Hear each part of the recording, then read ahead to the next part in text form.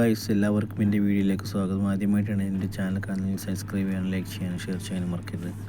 ഒരു സ്വാമിനെ ഇട്ട് പൊരിക്കുന്നൊരു വീഡിയോ ഉണ്ട്. ആ വീഡിയോയിൽ സ്വാമി വളരെ വർഗീയമായിട്ടുള്ള പരാമർശങ്ങൾ പറയുന്നത്, അതിന് നല്ല മറുപടിയായിട്ട് സരസ്ത കൊടുക്കുന്നുണ്ട്. വീഡിയോ തുടർന്ന് കാണുക. ഈ ലോകം മൊത്തവും നിങ്ങൾക്കറിയാം, മറ്റു മതസ്ഥർ എന്ന് പറയുന്ന മറ്റ് മതസ്ഥർ എന്ന് എനിക്ക് അവരെ വിളിക്കാൻ കഴിയുന്നില്ല. അതൊരു ചിന്താരീതി മാത്രമാണ്. രണ്ട് തരത്തിലുള്ളവരെ കുറിച്ച് ചിന്തിച്ചാലും അതൊരു ചിന്താരീതി മാത്രം. മതസ്ഥർ എന്ന് എനിക്ക് അവരെ വിളിക്കാൻ, ഒന്ന് കൊള്ളസംഘവും ഒന്ന് മറ്റൊന്നുമായിട്ട് ഞാൻ കാണുന്നുള്ളൂ.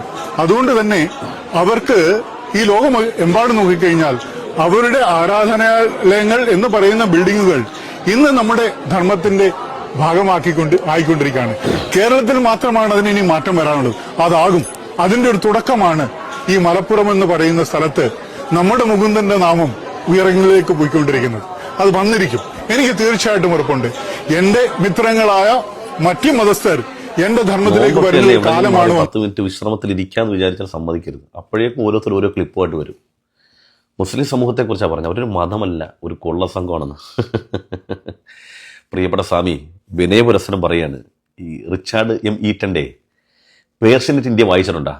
ആരാണ് ഇന്ത്യ മഹാരാജ്യത്തെ യഥാർത്ഥ കൊള്ളക്കാർ? അവനവന്റെ സ്വന്തം ദൈവത്തിന്റെ ഉൻസേന് വരെ ആരാ അടിച്ചുകൊണ്ട് പോയെന്ന് ഞാൻ ഇപ്പൊ തെളിയിച്ചത്.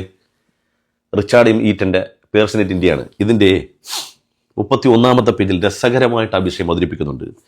ഇന്ത്യൻ ഉപഭൂഖണ്ഡത്തിന്റെ തെക്കേ അറ്റത്തുള്ള ചോള സാമ്രാജ്യം 848 മുതൽ 1279 മഹാരാജാവ് രാജേന്ദ്ര ഒന്നാമന്റെ ഭരണം. ഇനി ശ്രദ്ധിക്കണം, ഇന്ത്യയുടെ കിഴക്കൻ മേഖലയായ ബംഗാളിലെ പാല സാമ്രാജ്യം 750 മുതൽ 1161 രാജാവ് മഹിപാലയെ കീഴടക്കി തെക്കു നിന്ന് വന്നവർ ശിവന്റെ വെങ്കല പ്രതിമ കടത്തിക്കൊണ്ടുപോയാണ് വിജയകിരീടം ചൂടിയത്. ശിവന്റെ വെങ്കല പ്രതിമ അടിച്ചുകൊണ്ട് പോയിട്ടാണ് വിജയകിരീടം ചൂടിയത്. മഹിപാല പരിരക്ഷിച്ചു പോന്ന രാജകൊട്ടാര ക്ഷേത്രത്തിലേതായിരുന്നു ഈ വിഗ്രഹം. ദീർഘകാലമായി ഈ പടയോട്ടത്തിനിടെ ഒറീസയിലെ കലിംഗ രാജാവിൽ നിന്ന് ഭൈരവി, കാളി എന്നിവയുടെ വിഗ്രഹങ്ങളും അവർ പിടിച്ചെടുത്തു. പാലരാജാവിൽ നിന്ന് കവർന്ന അമൂല്യരത്നങ്ങൾക്കൊപ്പം ഇവയും ചോള തലസ്ഥാന നഗരിയിലേക്ക് യുദ്ധം മുതലായി കൊണ്ടുപോവുകയും ചെയ്തു.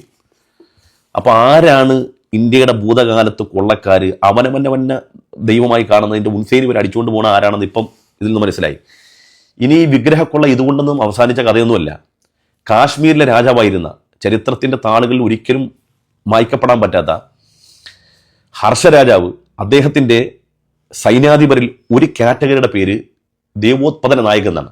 അതായത് ഇവരുടെ പണി, ഈ ദേവോത്പദന നായകൻ എന്ന് പറയുന്ന ആ കാറ്റഗറിയിൽപ്പെട്ട ആളുടെ പണി എന്ന് പറഞ്ഞാൽ ക്ഷേത്രം ധ്വംസിക്കുക, ക്ഷേത്രം കൊള്ളയടിക്കുക, അതിലെ വിഗ്രഹങ്ങളാണെങ്കിലും അമൂല്യമായ രത്നങ്ങളാണെങ്കിലും അടിച്ചുകൊണ്ട് വരിക എന്നുള്ളതാണ്. ഇതൊക്കെ ചരിത്രത്തിന്റെ താളുകളിൽ ചോദിച്ചാൽ റഫറൻസ് വേണമെങ്കിലും ഒന്നിന് പുറകെ ഒന്നായിട്ട് അങ്ങോട്ട് തരും.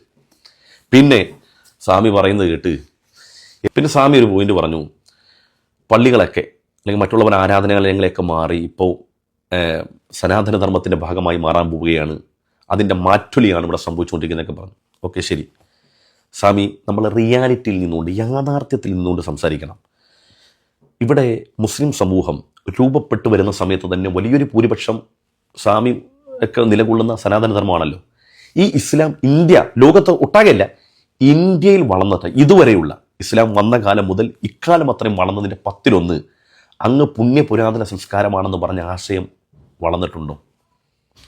ഇന്ത്യയുടെ അതിർത്തി വിട്ടി അത് പുറത്തോട്ട് പോയിട്ടുണ്ടോ? ഇപ്പം അറേബ്യൻ ഭൂഖണ്ഡത്തിൽ ഉടലെടുത്ത ഇസ്ലാം ഒന്നാമത്തെ മനുഷ്യനായ ആദം അലൈഹിസ്സലാം, ആദം നബി അലൈഹി ഇസ്ലാമിൽ നിന്ന് അവസാനത്തെ പ്രവാചകനായ മുഹമ്മദ് നബി സല്ലല്ലാഹു അലൈഹി വസല്ലം തങ്ങളിലേക്ക് തായ് വഴിയായിട്ട് എത്തിച്ചേരുന്നു. മുഹമ്മദ് നബി പ്രതിനിധാനം ചെയ്ത ഇസ്ലാം മാത്രം, അത് മാത്രം നോക്കുക. അത് അറേബ്യൻ ഉപഭൂഖണ്ഡത്തിൽ നിന്ന് ഈ ലോകത്ത് മുഴുവനും, ഇന്ന് ലോകത്തുള്ള മുഴുവൻ രാഷ്ട്രങ്ങളിലും മുസ്ലിമീങ്ങളുണ്ട്. യഥാർത്ഥ മുസ്ലിമീങ്ങൾ ആ ആചാരാനുഷ്ഠാനങ്ങൾ അനുസരിച്ച് അവർക്ക് ദൈവം അള്ളാഹുവാണ്, അവർക്ക് പ്രവാചകൻ മുഹമ്മദ് നബി സല്ലല്ലാഹു അലൈഹി വസല്ലമാണ്, അവർക്ക് വേദഗ്രന്ഥം വിശുദ്ധമായ ഖുർആനാണ്. ഇങ്ങനെ ഈ ആശയത്തിൽ ഊന്നി ജീവിക്കുന്ന കോടിക്കണക്കിന് വരുന്ന മനുഷ്യർ, 2 ബില്യൺ മുസ്ലിമീങ്ങൾ ലോകത്തൊട്ടാകെയുണ്ട്. ഞാൻ ചോദിക്കുകയാണ്, ഇന്ത്യ മഹാരാജ്യത്ത് ഇസ്ലാം വളർന്നതിൻ്റെ 10-1 വളർന്നിട്ടുണ്ടോ? അതിർത്തി ഭേദിച്ച് അപ്പുറത്തേക്ക് പോയിട്ടുണ്ടോ? ആരെ ആക്ഷേപിക്കാനും പരിഹസിക്കാൻ വേണ്ടി പറഞ്ഞല്ല. അതുകൊണ്ട് സ്വധർമ്മത്തിലേക്ക് എല്ലാവരും മടങ്ങി വരികയാണെന്ന് മിഥ്യാധാരണ പറയുന്നതിനപ്പുറത്ത് ആ പറയുന്ന സമയം കൊണ്ട് ഒന്ന് വീടിൻ്റെ പുറത്തേക്ക് ഇറങ്ങുക, അല്ലെങ്കിൽ കയ്യിലിരിക്കുന്ന മൊബൈൽ ഫോൺ ഒന്ന് സെർച്ച് ചെയ്ത് നമ്മുടെ നാടും നഗരവും ആ നാട്ടിലെ വർത്തമാനങ്ങളൊക്കെ അറിയുക. അപ്പോൾ മനസ്സിലാകും ഏതൊക്കെ എത്രത്തോളം വളർന്നിട്ടുണ്ട് എന്ന്. അതുകൊണ്ട് എൻ്റെ പ്രിയപ്പെട്ട സന്യാസി വര്യനോട് ബഹുമാനപുരസം ഞാൻ പറയുകയാണ്, മഹിതമായ സംസ്കാരമെന്ന് നമ്മൾ പറയുമ്പോൾ ആ മഹിതമായ സംസ്കാരത്തിൻ്റെ പേരിൽ നമ്മൾ എന്തെല്ലാം ഉൾക്കൊള്ളേണ്ടി വരുമെന്ന് സ്വാമിക്ക് അറിയോ? ഞാനിവിടെ ചുവടെ കാണിക്കുന്ന ചിത്രം മാത്രം നോക്കി, മാതൃഭൂമി പുറത്ത് വിട്ടതാണ് അവരുടെ ഓൺലൈൻ പോർട്ടലിൽ. അതായത് മനുഷ്യൻ്റെ മാംസം വരെ കഴിക്കുന്നു വിശ്വാസത്തിൻ്റെ പേരിൽ, സംസ്കൃതിയുടെ പേരിൽ. ഇതൊക്കെയാണ് മഹിതമായ സംസ്കാരം എന്ന പേരിൽ. അപ്പോൾ ഇതെല്ലാം ഉൾക്കൊള്ളുന്നൊരാശയത്തിൻ്റെ ഭാഗമാക്കാൻ മനുഷ്യരെ സംബന്ധിച്ചിടത്തോളം, മജ്ജയും മാംസവും ബോധവും ചിന്ത ഗ്രാഹ്യമുള്ള മനുഷ്യനെ സംബന്ധിച്ചിടത്തോളം ഒരു പക്ഷേ അവർ നിർജീവാവസ്ഥയിലോ ബുദ്ധിക്ക് ഭ്രമമോ സംഭവിക്കേണ്ടി വരും. ഓക്കെ.